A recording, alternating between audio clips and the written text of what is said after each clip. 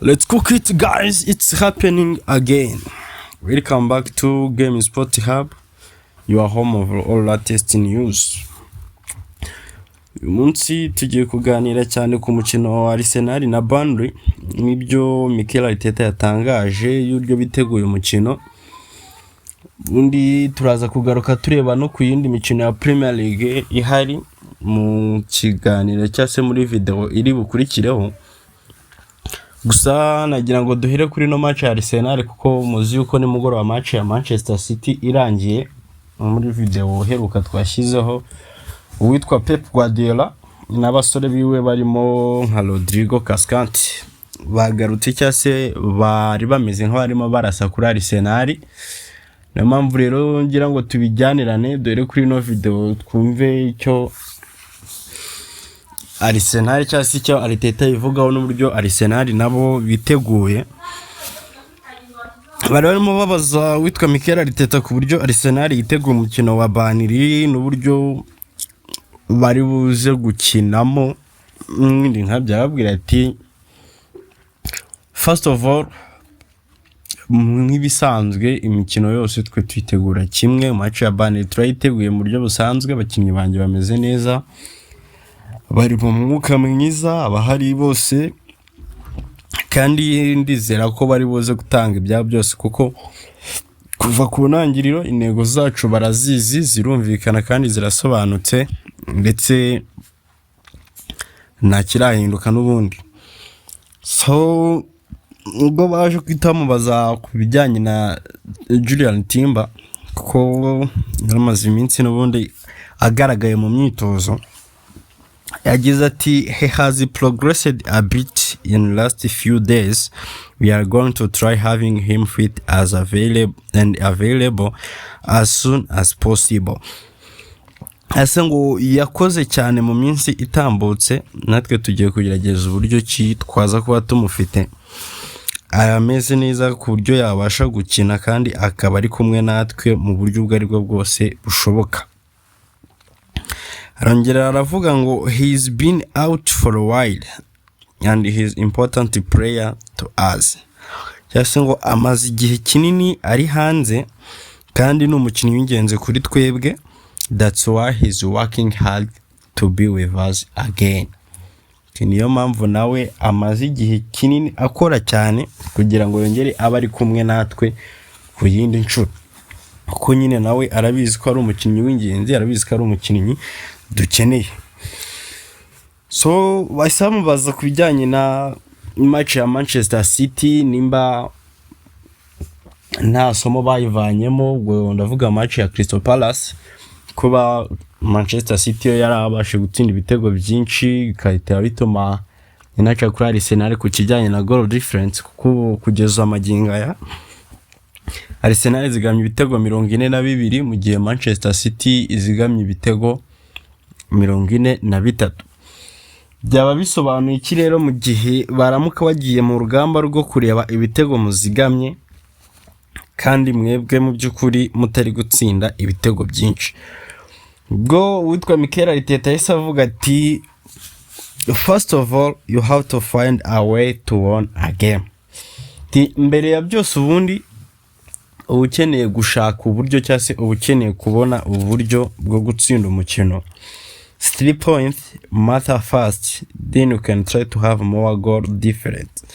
Nango amanota 3 niyo y'ingenzi cyane bwa mbere, noho nyuma iyo umaze kubona ayo manota 3 cyase iyo wamaze kubona icyo gitego kiguha amanota 3, ushobora no kuba watangira kugerageza kubona ibitego byinshi cyase ikinyuranyo cy'ibitego byinshi. Nango mu yandi magambo yo aravuga ngo mbere na mbere cyase icyo wakagombye kubutekereza inumbero wakabaye utwara nibyo wakabaye ushyiraho umwanya wawe cyane, no kubanza kureba uburyo uri bubonemo amanota 3. Ngo waba utsinze kimwe, waba wari watsinzwe 7 ukabyishyura ukatsinda 8, mbere na mbere nukubanza ukamenya ko uri muri position nziza yo kuba ari wowe uri buze kubona amanota 3. noneho nyuma yaho rero iyo umaze kubona amanota 3 cyangwa se iyo umaze kwizera ko ayo manota 3 yafite nvuga ngo kwa kundi nyine akwereka muri live standing ugasanga nyine wowe uri imbere cyangwa se wamaze kubona igitego bituma haba ngo match hagarariye hano amanota 3 yaba yawe, nibwo utangira gushaka ibitego byinshi. That can be better and enjoyable moment if you manage to do that. Ngo ibyo ni ibintu biba ari byiza kandi byo kwishimira iyo ubashije kuba wabikora. Haramubaza ati se nyuma yo gutsindwa n'ikipe ya Manchester City mwari mwanatsinzwe n'ikipe ya Bournemouth kandi zose zari match zo mu kwa kane, abantu batekereje yuko Arsenal nanone igiye kuba nkaza zindi zisanzwe zo mu kwezi kwa kane. Aravuga ati yeah, it was a hard time to us, but also it was the time to think about how to be even more competitive. However, we can win our remaining fixtures. Ngo byari ibihe bikomeye kuri twebwe cyase byari ibihe bigoye kuri twebwe, ariko nanone byari ibihe byo kongera gutekereza uburyo twaba beza kurushaho tukaba very competitive cyase tugahangana cyane mu buryo twashobora gutsinda imikino yacu isigaye.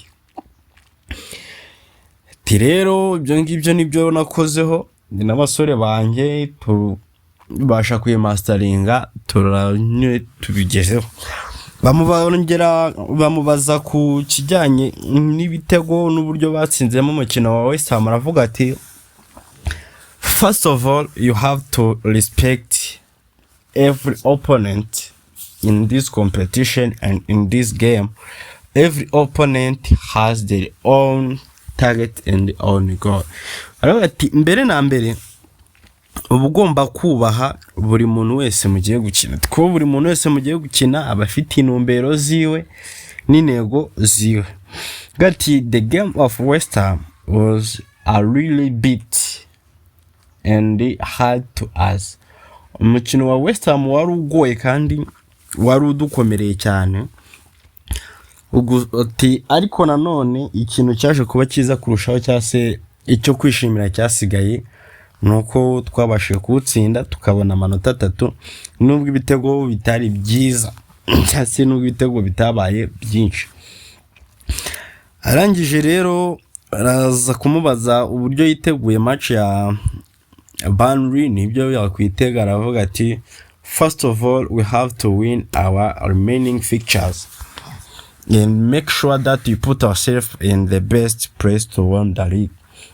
Havuga ati mbere na mbere tugomba gutsinda imikino yacu dusigaje kugira ngo tumenye neza ko twishize mu mwanya mwiza wo kuba twatwara igikombe. Ngera amagambo avuga ati ndabizi ko ari imikino 2 dusigaranye, umukino wa nyuma wo mu rugo turaza kuwukina ku munsi w'ejo tukina na equipe ya Burnley. Rero icyo dusaba nuko abafana bacu bari buze kuba bahari bakadushyigikira nkuko bisanzwe, bakadutera ingabo mu bitugu. Kandi natwe turabizi neza ko ari imikino 2 dusigaje tugatwara igikombe gusa. Hari umufana wagaragaye n'umwe mu bafana bakomeye b'ikipe ya Arsenal aramuvuga ati if you can't win 180 minutes to win the league then you have to leave my club. Vuga ati nimba udashobora kuba watsinda mu minota 180 ubwo nyine ukuvuga imikino 2 tubwo rero bivuze ko none nta kintu waba maze ugomba kuba watuvira muri club. Ibyo rero ni ibitekerezo by'abafana bimwe na bamwe nibyo Arteta yatangaje kuri no mukino n'ibindi byose ngo gutegereza tukareba. Gusa agataho akantu gato tutakwirengagiza ubwo witwa Oliver Glasner amaze iminsi rwose nawe ari koroje. Mbere ko akina ni equipe ya Manchester City baramubaje batese ko ufite equipe ya Manchester City ikaba yarasinyishije umudefenseur wawe Magey kandi akaba harimo muri addons mu addons basinyanye n'ikipe ya Crystal Palace harimo ko hari amafaranga bazahabwa mu gihe City yabatwaye igikombe. ku rundi ruhande ukaba ufite kuzakina na Arsenal kuri journée ya nyuma, nabwo ukaba ubizi ko mu gihe cyose Arsenal yabitwaye igikombe cya shampiyona nabwo hari andi mafaranga Crystal Palace izahabwa nk'ama add-ons kuri deal ya Mbere. Aho ni waba ugiye kugira akantu k'inyoroshyo ushyiramo. Rangije arabasubiza ngo I have been here for 37 games and the whole world are going to criticize me about the last game. Timaze imikino 37 hano ndi umutoza w'ino equipe, tariko ndabona isi yose ihagurukiye kunkritika cyase kunjora nimba ariko twabivuga mu kinyarwanda cyiza ku mukino wanyu. Anyijongera akantu kavuga ngo mu minsi yashize naje no checkinga konte zanjye nsanga nta mafaranga namwe njya nakira avuye kuri Arsenal cyangwa kuri Man City. Tingiye icyo nsabwa no gukora akazi kanjye bisanzwe. Kandi kuzo match zombi kuzitsinda wazitsinda cyase no kuzitsindwa wazitsindwa, cyane ko no muri fazare n'ubundi tutigeze tubasha kuzitsinda, nta gitangaza kizaba kirimo. Titwe icyo tugiye gukora no kugerageza kwikorera match zacu zose, ibindi byo tukabyihorera. So no gutegereza tukareba rero uko izi match zisigaye ziri buze kuba zigenda, yaba ku ruhande rwa Arsenal yaba ku ruhande rwa Man City.